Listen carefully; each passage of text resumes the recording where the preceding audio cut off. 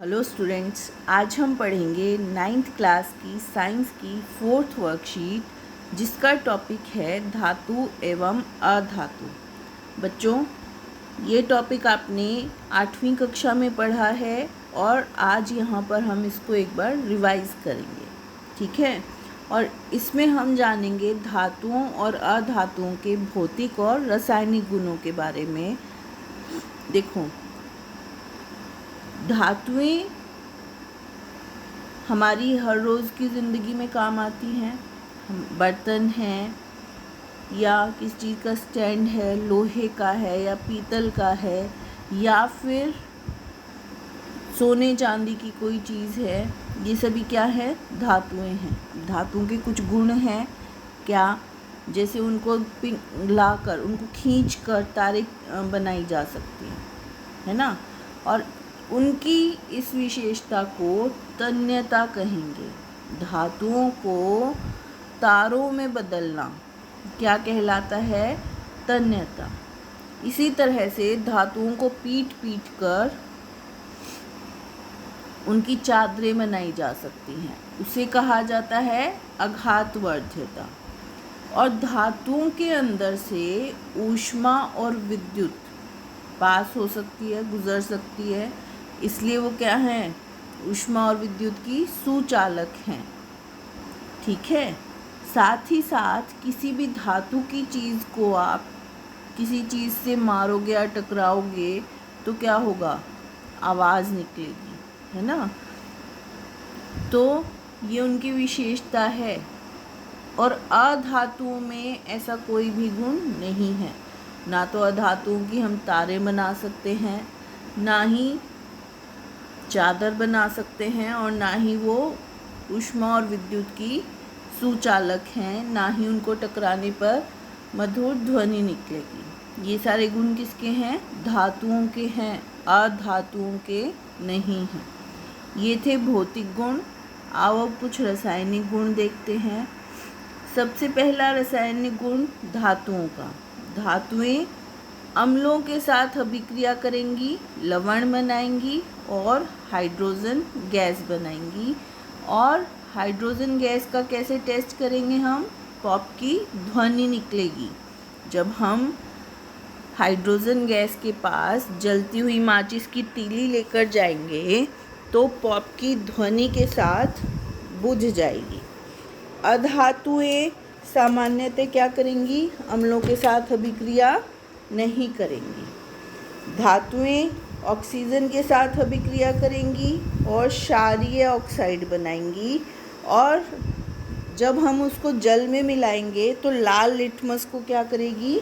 नीला कर देगी। इसी तरह से अधातुएं जैसे सल्फर है, वो ऑक्सीजन के साथ अभिक्रिया करेंगे और अम्लीय ऑक्साइड बनाएंगे, जो जल में मिलाने पर नीले लिटमस को लाल कर देंगे।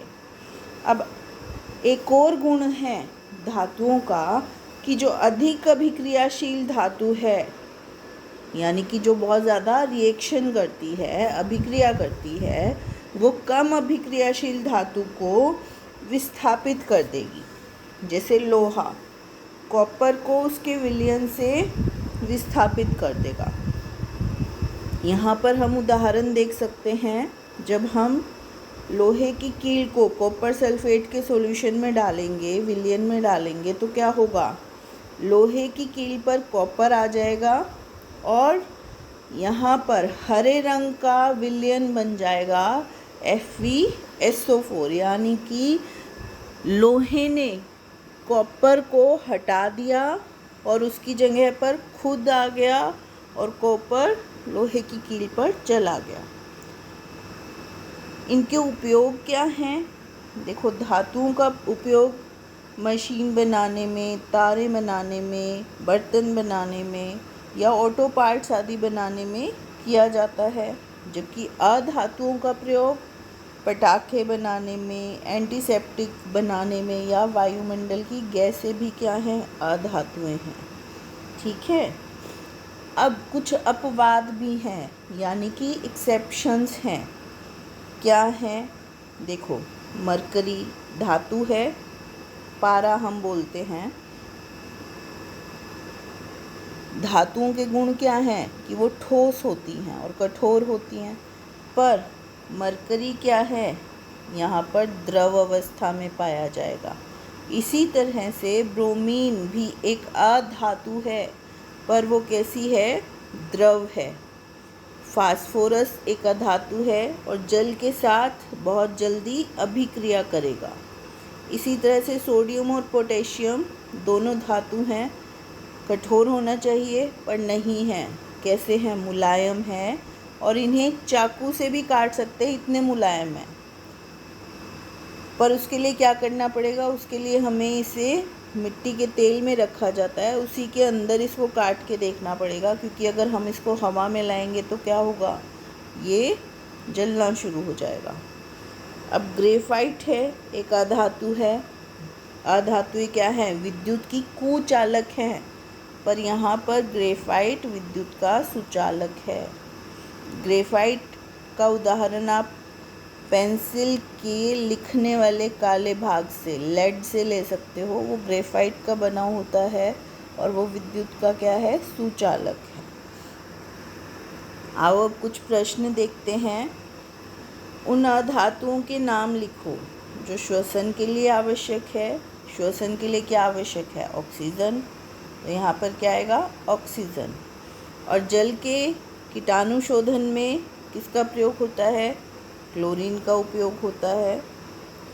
कौन सी धातु व अधातु कमरे के तापमान पर द्रव अवस्था में होते हैं, तो मरकरी एक धातु और ब्रोमीन एक अधातु सामान्यतः द्रव अवस्था में मिलेंगे।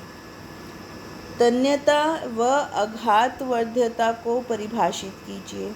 तन्यता यानी कि धातुओं का वह गुण जिससे उन्हें तारों के रूप में खींचा जा सकता है, और आघातवर्ध्यता चोट सहने की क्षमता है, जहाँ पर धातुओं को पीट कर उनकी चादर बनाई जा सकती है।